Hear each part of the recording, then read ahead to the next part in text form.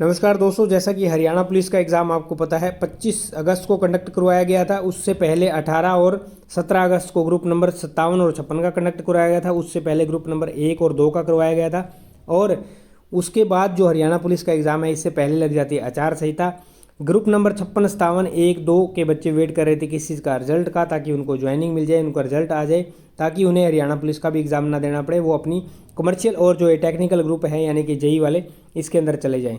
देखिए, एक नोटिस हमने कई दिन पहले यहाँ पे पढ़ा था कि जो मुख्य निर्वाचन अधिकारी है हरियाणा के, उन्होंने, पंकज अग्रवाल, उन्होंने स्पष्ट किया था कि आचार संहिता के दौरान जो भर्ती प्रक्रिया है उसके ऊपर कोई प्रभाव नहीं पड़ेगा।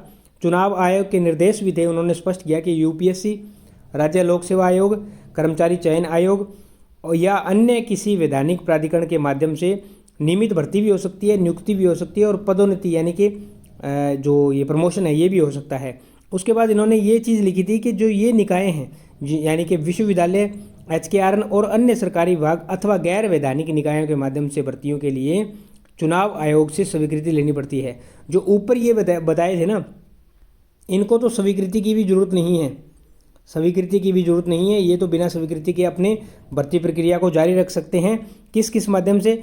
नियमित नियुक्ति भी कर सकते हैं, नियमित भर्ती भी कर सकते हैं और पदोन्नति भी कर सकते हैं, ये चीज़ कर सकते हैं। अभी देखिए यहाँ पे आपका ये जो प्रोसेस है ये क्यों अभी ढील इसके अंदर चल रही है या क्यों नहीं हो रहा।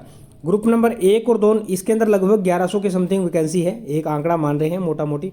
ग्रुप नंबर 56 और 57 प्लस इसके अंदर लगभग आपकी 14,000 प्लस 15,000 की समथिंग वैकेंसी है।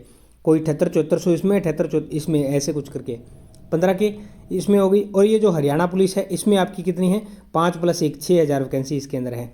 तो कितनी होगी? 15 और 6 21, 21 और 1 22,000 वैकेंसी, 22 के वैकेंसी आपकी यहाँ पे होगी। यानी कि इन वैकेंसियों के अंदर अगर 4 टाइम मल्टीप्लाई कैंडिडेट को किया जाए तो कितने हो गए? 88,000, 88 के हो गया ना। अब इन 88 के साथ हर एक घर के अंदर कितने? 4 सदस्य मान लीजिए, माता पिता, ठीक है, और एक जो खुद भर रहा है कैंडिडेट हो गया, और एक इसका या भाई या बहन मान लीजिए, या फिर इनके अंदर दादा या दादी एक, यानी कि लगभग 4 से 5 कैंडिडेट हो गए। तो इसको मल्टीप्लाई बाई अगर 4 या 5 से मल्टीप्लाई कर दीजिए, मोटा मोटी सभी का आंकड़ा मान लेते हैं, मोटा मोटी एक कैलकुलेशन, 5 × 8 = 40, हासिल लगी 4, 5 × 8 = 40, हासिल 4, यानी कि 4,40,000 4,40,000 कैंडिडेट क्या हो गए? कैंडिडेट या फिर सदस्य किसके साथ जुड़ गए? सिर्फ इन 4-5 भर्तियों के साथ। यानी कि भर्तियां तो थी लगभग 22,000 और कितने सदस्य जुड़ गए? 4,40,000। दोस्तों, इन 4,40,000 की उम्मीदें क्या है?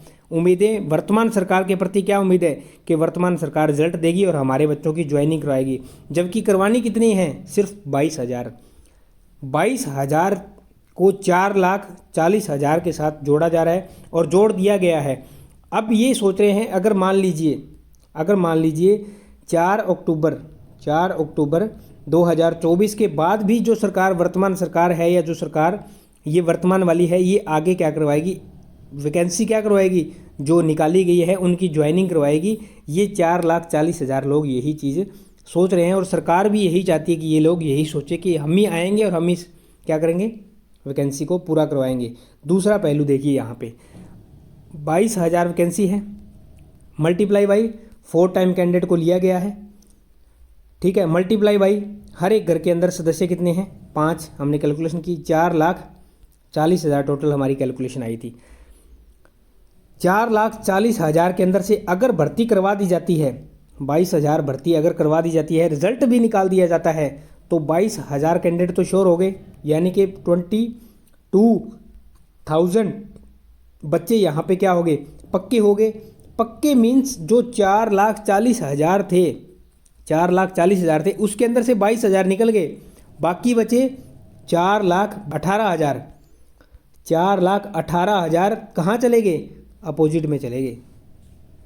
यानी कि अगेंस्ट हो गए किसके? जो वर्तमान सरकार है। क्यों? क्योंकि इनका सिलेक्शन दे दिया, हमारा नहीं दिया। जबकि होना 22,000 का भी है, अभी 22 का होना है, बाद में भी 22 का होना है, लेकिन ये वर्तमान में तो अगेंस्ट में चले जाएंगे। यानी कि 4,18,000 सदस्य टूट चुके हैं। किस चीज़ से? हमारे वोट से।